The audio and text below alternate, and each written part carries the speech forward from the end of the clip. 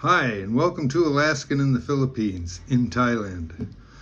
Hi, and today I'd like to talk about my neighbor that lives next door.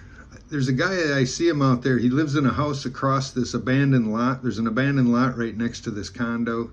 It's full of trash, and I see all kinds of just junk sticking out of it. And then there's the horses that come by and eat grass there, and the cows. A guy brings a herd of cows, actually about 6 or 8 cows in through here to graze. There's some lush grass.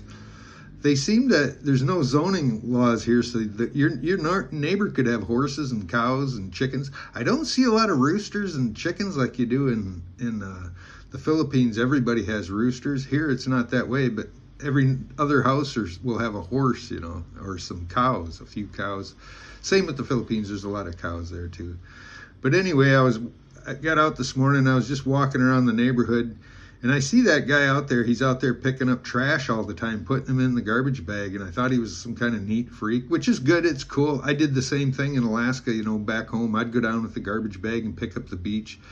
Anything that washed up on the beach, I'd pick it up, throw it away. So I always had a nice clean beach in front of the house, and and kept the yard clean. I didn't allow cigarette butts and all that to be thrown around. So I tried to keep it pristine as much as I could, and I lived on the edge of nature. So anyway, it was on the edge of the wilderness, so it was pretty cool.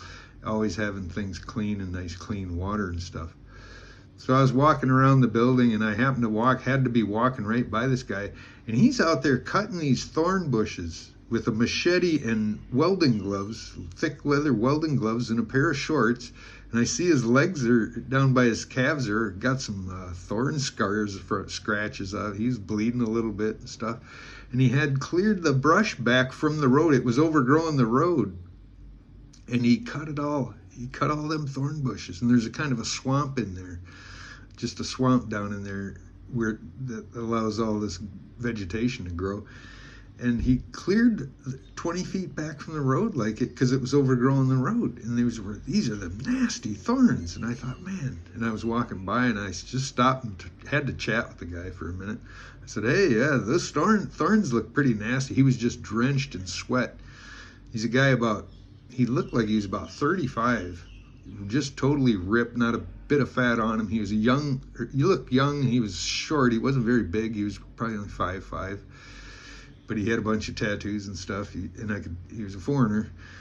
So I chatted with him for a minute, and I got a chance to ask him a few questions. He was from South Africa. And he had an IT business, and he was very, very interesting guy. He had all kinds of businesses. He said at this time he had 2 IT businesses, one in Germany and one in South Africa, yet I guess based. And he was permanently retired here on the retirement visa. Had enough money in the bank, I'm sure. He said he owned a security company too. And he sold that. He said he used to do security for like Oprah Winfrey. And he mentioned some other big movie stars. I freaked out. Really? Yeah. He was just a small guy, but I'm sure he had a company, so he had a bunch of badasses around him. And I said, wow. I go, what do you Taekwondo or Thai Muay Thai or something? And he goes, no, he does Taekwondo. He says, and he was in the military for a bunch of years, and he worked as a bouncer and stuff.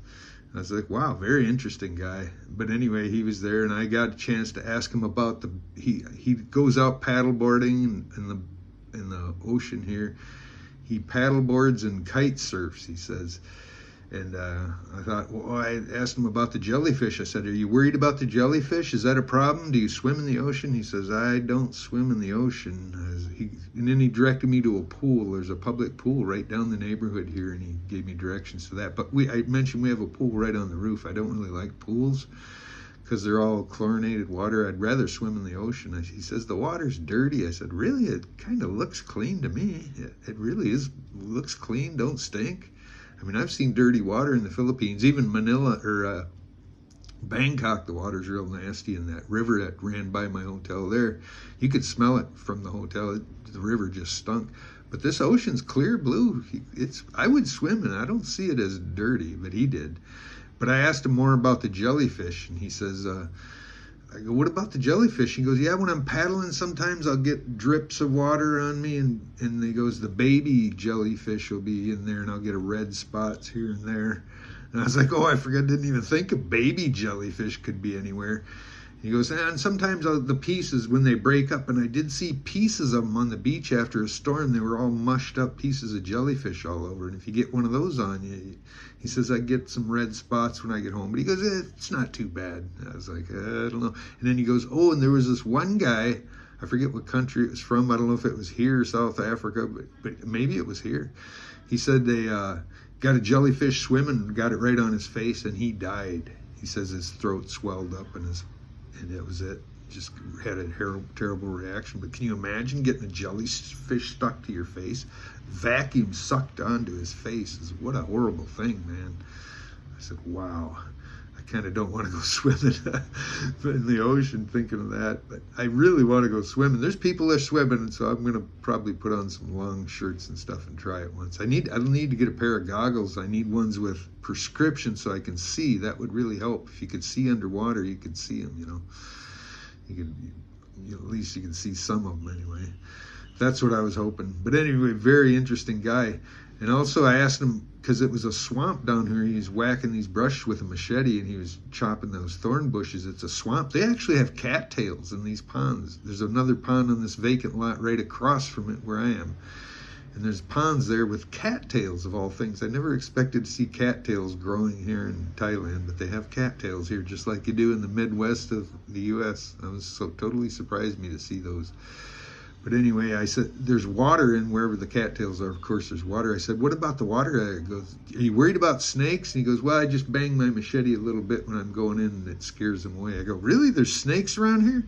He goes, yeah, mostly the rat snakes. And that's what I seen. I made a video of one on the main street up here. It was right on the road. It looked like it was run over. It was laying right on the sidewalk. And I Googled it and tried to find the snakes, and I found out it looked like it was a rat snake. So they're pretty harmless. So he goes, yeah, there's quite a few rat snakes. I see them in my yard sometimes once in a while, but they're harmless. They ain't gonna harm you. They'll get out of your way. They're always trying to get out of your way. And then he goes, oh, but I think a few months ago, there was when the construction workers were here. This is a new condo here. So there was construction worker camp right next to this lot here. Maybe that's where all the trash came from. But there was the construction workers that had a camp right there. And he says he'd lived in this area, in this neighborhood for 3 years, he said. And he told me the construction workers camp, after they left a big mess and they had chickens and stuff. He said probably using them to feed the crew. You know, they'll do that in the Philippines. When you see them, the construction crew there, they'll have a chicken or two tied up, and that's the lunch for the day. They'll butcher it for lunch and cook for the crew right there on the job. I see them boiling rice and the chicken tied up. But anyway, to get to the story, he said, yeah, and then one day, a few months after, weeks after them guys rolled out of camp, a giant python came through the lot here. And I'm like, right here in this lot? Yeah. He said, how big was it? He's like, 3 meters or 2 meters, or I don't know. But he was saying like this big around. I'm like, wow. And I was watching on the Thai news. Some Thai news popped up on my feed. I don't know, it was on one of the websites or something. But it showed a lady in Thailand and had a python strapped around her, and she was sitting in a chair like this with a python. They found her in time, but they said the python was just squeezing her, just waiting for her to die so he could swallow her. She was sitting in a chair just like this, and the python was completely wrapped around her. And it was a true story, and I think that just happened a few weeks ago. It's or a month ago maybe I seen it, and it was true. It was in Thailand. I saw it. So they do have big pythons around here. That'd be kind of freaky to bump into one of those. I'm sure nothing to be afraid of or nothing, but it's just kind of adds to the drama. There's also spitting cobras. Same with the Philippines. There was cobras too. I never did see one, and I'm hoping I don't. But yeah, they spit a mist of poison in the air, and it goes right into your eyes and stuff, and it's pretty bad. So that's one thing. But that was an interesting guy to talk to, this guy. He'd been living here. He said he bought it. He had a really nice house. It looks like a really, really nice house. Got a nice wall around it and eagles and things for ornaments. And he says, yeah, I bought it. It was just a dump. And he goes, it was really dilapidated. And I got a long-term lease on it and then spent, he's a working guy. He says he don't drink. I don't go to the bars. So I got nothing better to do. And that's why he picks up trash and stuff, trying to beautify the neighborhood. And he goes, I don't drink. And he goes, even if I try to go to the bars, I get so irritated. He told me one time he had to drag a guy out. And he goes, don't do that. He goes, don't get in any fights here with the other foreigners. They're kind of assholes. I says, yeah, I kind of noticed they're standoff. She goes, but they're assholes too, especially when they're in the bars. I don't know. He goes, they'll get a black mark on your passport, even if you get in a fight with another tourist, another Frang. And I said, yeah, I know. I ain't getting no fights here. I'm going to walk away. And he says, yeah, good idea. Walk away, walk away. Anyway, he was a very interesting guy. And to see that he was a bodyguard for these important people. And Oprah Winfrey was one he mentioned. There was someone else I wish I could remember, but it was a very famous person too. I can't remember. He has so much gushing out at the same time. I couldn't keep track of it all. But wow. Very interesting guy, but he's retired here. It sounds like he's got a Thai wife. He mentioned when we go out and stuff. So, and he said he lived on the beach. He had fixed up a place on the beach. Thought he wanted to live on the beach too until his wife got dengue from all the mosquitoes, and he said they moved in, got away from the beach. There's a lot of mosquitoes. I noticed in the Philippines there was a lot more on the beach too. A lot more mosquitoes. I'm seeing a few here. I'm seeing some mosquitoes here, but I'm up on a high rise in the 7th floor, so I keep a fan on, this big ceiling fan on me all night that keeps the mosquitoes away. Anyway, so I hope that's not going to happen. But anyway, he lived here 3 years, and he's on a retirement visa, and it looks like he's doing great. He's got companies, sounds like he's got a lot of money and well-to-do, and don't drink, and really got his head in the game, and just hangs out around the neighborhood. I don't know what he plays racquetball and paddleball or something like that too. I guess that's big around here. I don't know if I'm not a big sports fan. I don't get too involved in sports, but that's pretty cool to have something to do other than hitting in the bars and chasing women, which I don't want to do either. So I'm thinking I'm going to go out and help him clean up, do some of that lot. I see that poor horse out there eating grass, and there's trash around and stuff. I know he's probably accidentally eating some of the plastic bags, and there's just a bunch of trash. It could be easily picked up. It's not a big deal. So maybe he's inspired me a little bit, because I'm the same way around my house. I don't like looking at trash every day when I walk out. And for the most part, Thailand's pretty clean. You'll find certain areas like an abandoned lot. Sometimes they'll throw trash there. In the Philippines, that's very common.